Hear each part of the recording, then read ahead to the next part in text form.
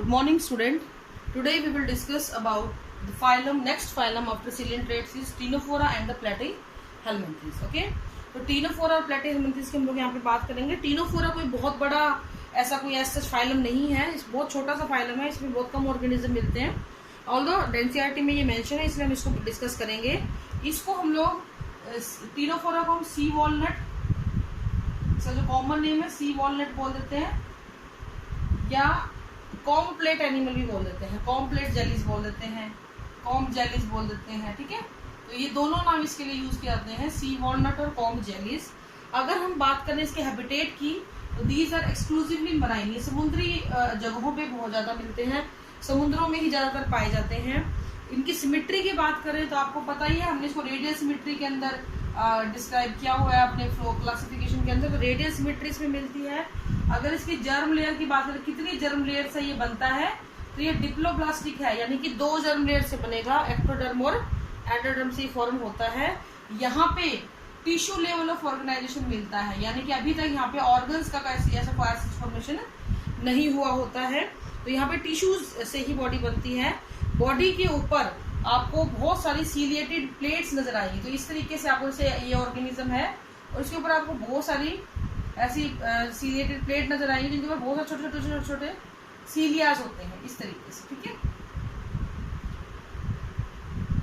इस तरीके से आपको सीलियास नजर आएंगे. और इनको हम बोलते हैं कॉम्ब प्लेट्स. इनको हम क्या बोलते हैं, कंकी जैसा दिखता है इसलिए बोल देते हैं कॉम्ब प्लेट्स को हम लोग बोल देते हैं. ये कॉम्ब प्लेट क्या करती है बेटा, ये लोकोमोशन में हेल्प करती है, हेल्प इन लोकोमोशन, ऑर्गेनिज्म को चलने फिरने में हेल्प करती है. यहाँ पे डाइजेशन कैसा होता है, एक्स्ट्रा सेलुलर और इंट्रा सेलुलर दोनों तरीके का होता है. ठीक है, एक्स्ट्रा सेलुलर और intra cellular digestion of food होता है. इसका एक स्पेशल फीचर, पहला तो ये कॉम्प्लेट है और दूसरा होता है बायोल्यूमिनेसेंस. ये खुद की लाइट होती है इनकी, ये चमकते हुए नजर आते हैं. ठीक है, ये एमिट करते हैं लाइट को. तो ये इनका एक स्पेशल फीचर है जो कि वेल मार्क्ड इसमें दिखता है. यहाँ पे हर्माफ्रोडाइट है, सेक्सेस सेपरेट नहीं होते हैं, सेक्सेस सेपरेट यहाँ पे नहीं होते हैं, अलग अलग नहीं होते हैं, एक ही ऑर्गेनिज्म में दोनों सेक्स मिलेंगे. और रिप्रोडक्शन कैसा होता है, सेक्सुअल मीन से होता है. Reproduction only by sexual mean, sexual mean के द्वारा ही रिप्रोडक्शन किया जाता है.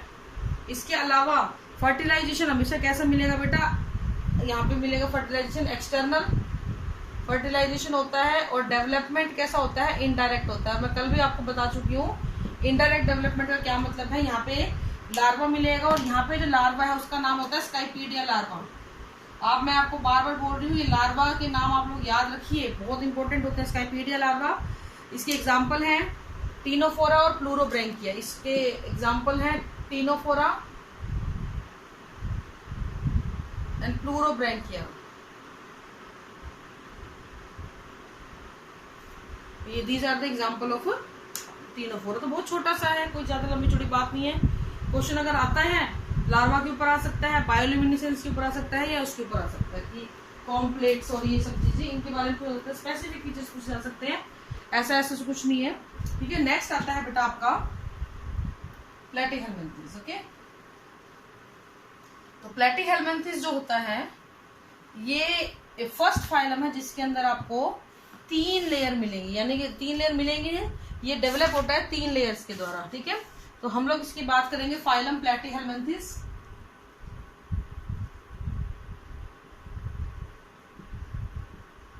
इनको फ्लैट वर्म भी बोल दिया जाता है क्योंकि ये डोर्सो वेंट्रली फ्लैट होते हैं. Dorsoventrally they are flat.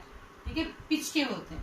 For example जैसे आप नॉर्मली हमारी बॉडी है, जैसे ये हमारा डोर्सल है आगे वाला, बैक हमारी वेंट्रल है, इसको कंप्रेस कर दिया जाए, फ्लैट कर दिया जाए, तो इसको हम बोलते हैं डोर्सो वेंट्रली फ्लैटेड होता है, इसलिए फ्लैट वर्म बोलते हैं. ये ट्रिप्लोब्लास्टिक है. ये पहले ऑर्गेनिज्म आए हैं अब तक पढ़े हुए में, जो भी हमने पढ़ा पोरीफेरा, सिलेंट्रेट, टीनोफोरा में, ये पहले है जो ट्रिप्लोब्लास्टिक है. यानी कि यहाँ पे एक्टोडर्म भी मिलेगी, एंडोडर्म भी मिलेगी और मीजोडर्म भी मिलेगी. ठीक है, सबसे इंपॉर्टेंट बात, यहाँ पे सीलोम नहीं मिलती है. द रीजन इज, आप खुद इमेजिन करो, जिस ऑर्गेनिज्म को ऐसे पिचका दिया गया है, यानी कि वो डोर्सल साइड से ही फ्लैट हो गया, वेंट्रल साइड से फ्लैट हो गया, आप कैसे मान सकते हो कि उसके अंदर कोई कैविटी आपको मिलेगी. तो यहाँ पे सीलोम क्या होती है, एब्सेंट होती है तो बेसिकली ये कैसा ऑर्गेनिज्म होता है, एसिलोमेट ऑर्गेनिज्म होता है। ठीक है, एसिलोमेट होता है ये।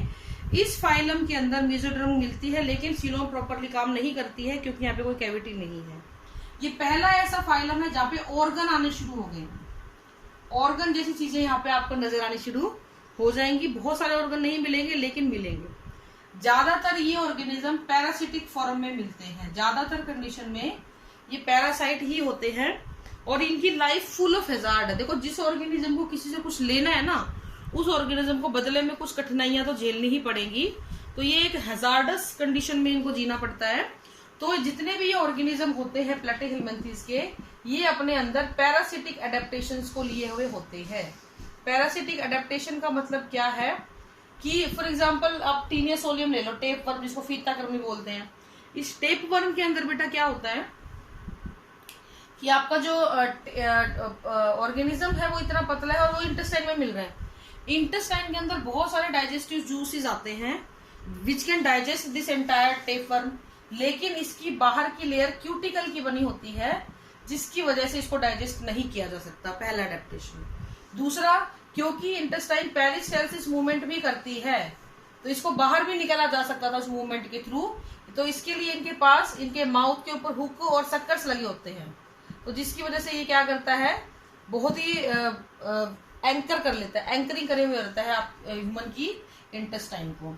तीसरा होता है ये large number of egg produce करते हैं। लार्ज नंबर ऑफ एग का मतलब ये है कि अगर फीकल मटेरियल के साथ किसी वजह से इसके अंडे निकल भी जाएं, क्योंकि इनके जो लास्ट के सेगमेंट होते हैं ना टेप वर्म के, उनके अंदर इनके मैच्योर वर्म होते हैं, लास्ट के सेगमेंट टूट जाते हैं यहाँ से। अब ये टूट गए ना, इनके पास ऐसी कोई एंकरिंग या ऐसा कुछ नहीं होता, तो ये फिसिस के साथ, ह्यूमन का जो फिकस होता है उसके साथ बाहर निकल जाते हैं। तो बाहर जाके इनका सर्वाइवल आसान हो या ये ज्यादा से ज्यादा आ सके, तो इसलिए large number of egg produce करते हैं। ये चीज आपको उन्हें ध्यान रखनी है।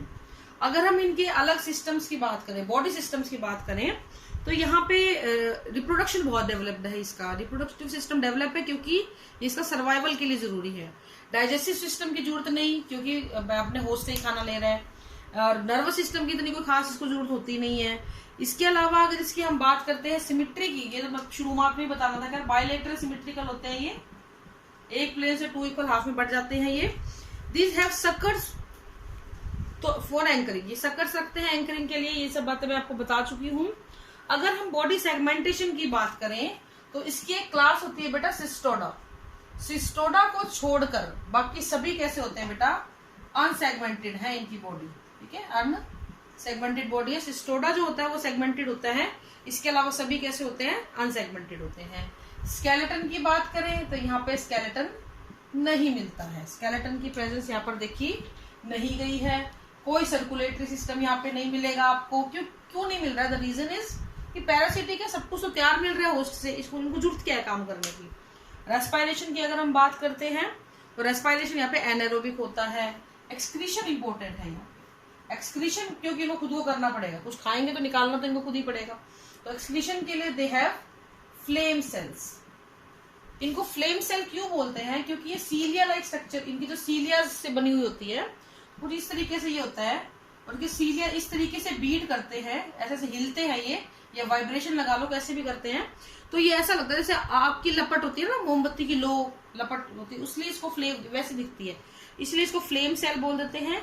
Another name of this is solenocyte, या फिर आप इसको प्रोटोनेफ्रिडिया भी बोल सकते हैं, यानी प्राइमरी नेफ्रिडिया। पहली बार जब आपको एक्सक्रीटरी स्ट्रक्चर मिली है प्रोटोनेफ्रिडिया की फॉर्म के अंदर। ठीक है, तो स्केलेटन नहीं मिलेगा, सर्कुलेटरी सिस्टम नहीं मिलेगा, लेकिन एक्सक्रीटरी सिस्टम विद प्रोटोनेफ्रिडिया और फ्लेम सेल्स। ये पूछा जाता है नीट के अंदर, फ्लेम सेल्स। ठीक है, ध्यान रखना इसको।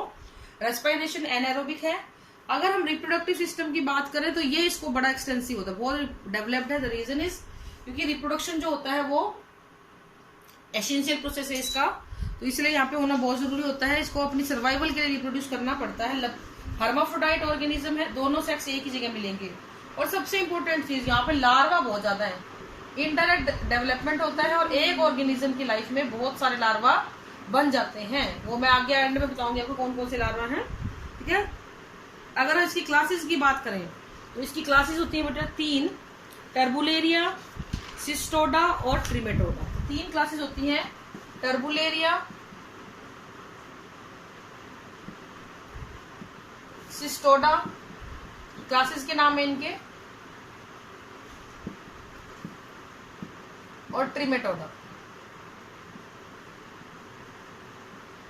तीन क्लासेस हैं। तो अगर हम बात करते हैं टर्बुलेरिया की, तो टर्बुलेरिया ये फ्री लिविंग नॉन पैरासिटिक होते हैं।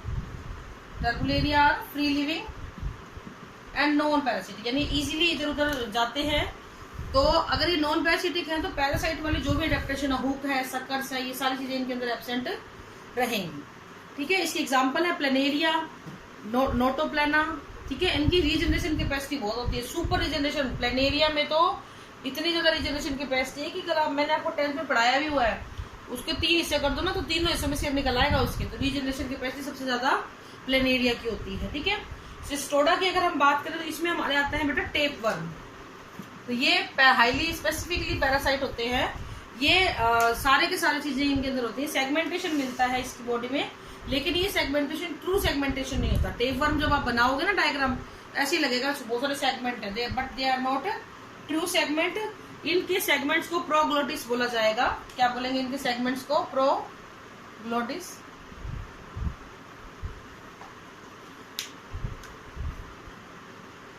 ठीक है, ये बोला जाता है। ह्यूमन के अंदर ये टेपवर्म बहुत ज्यादा, जो कहते हैं ना पेट में कीड़े हैं, तो ये वही कीड़े होते हैं। ठीक है बेटा, उसके बाद आता है आपका, इसके एग्जाम्पल कौन कौन से हैं? टेपवर्म, पोर्कवर्म। ठीक है, इनके बायोलॉजिकल नेम हम लोग बता देंगे। और ये सब के सब कैसे होते हैं बेटा? एंडोपैरासाइट होते हैं। नेक्स्ट क्लास आपकी आती है ट्रिमेटोडा। हालांकि एनसीईआरटी में नहीं इनके बारे में डिस्कशन किया गया है, तो स्टिल आपको काम आएंगे ये चीजें। ट्रिमेटोडा, ट्रिमेटोडा क्या होते हैं बेटा? ये भी एंडोपैरासाइट होते हैं। और ये जैसे कि, और ये बहुत ही पतले होते हैं, लीफ लाइक, पत्ती जैसे होते हैं, लीफ लाइक होते हैं। ये एंडोपैरासाइट है और लीफ लाइक होंगे। ठीक है, तो ऐसा कुछ डायग्राम इसका आपको देखने को मिल सकता है लीवर फ्लूक। ठीक है, लीवर फ्लूक ऐसी मिलती है, पत्ती जैसी होती है। इसकी एग्जांपल है लीवर फ्लूक। ठीक है, इसको फेसियोला हेपेटिका भी बोलते हैं। और लीवर फ्लूक की एक इंपॉर्टेंट चीज है, 5 टाइप के लार्वा मिलते हैं इसमें, 5 टाइप ऑफ लार्वा। इसको याद कैसे करोगे? Mister RCM. आरसीएम तो आपने सुना ही हुआ है ना, आरसीएम स्कूल है अपने यहाँ पे। ठीक है, तो mister RCM, miss RCM, miss RCM, MS RCM, MR होता मिस्टर होता, तो MS आरसीएम, मिस आरसीएम। ठीक है, कैसे याद करोगे? M for miracidium larva, S for sporocyst, ये भी लार्वा है, नाम है। 5 लार्वा एक ही जगह पे, एक ही डेवलपमेंट के दौरान 5 लार्वा बनते हैं। R for redia larva, C for cercaria, और M फॉर मेटा सर्केरिया। ये याद रखना, मिस आरसीएम, ये याद रखोगे। और बेटा नीट जिस बच्चे का ऑब्जेक्टिव है ना, जरूर पूछा जाता है। सबसे ज्यादा लार्वा, 5 लार्वा प्लेटी हेलमिंथेस में, फेसियोला हेपेटिका लीवर फ्लूक में, और मिस आरसीएम। सीक्वेंस बदलना नहीं है, इसी सीक्वेंस में रहेंगे ये। Miss RCM, miracidium, sporocyst, redia, cercaria और मेटा सर्केरिया। इसी तरह अगर हम टीनोसोलियम की बात करें तो उसके पास, टेपवर्म के पास 2 लार्वे होते हैं, हेक्साकेंथ लार्वा और सिस्टिसर्कस लार्वा। ठीक है, तो ये मैंने नाम आपको लार्वा की मैं इसीलिए बहुत एम्फसाइज कर रही हूँ बेटा, नीट वगैरह में सबसे ज्यादा पूछे जाते हैं ये लार्वे के नाम। ठीक है, तो ये आज के लिए आपका इतना ही है, प्लेटी हेलमिंथेस। नेक्स्ट हम करेंगे aschelminthes. This is all for today, thank you and have a nice day.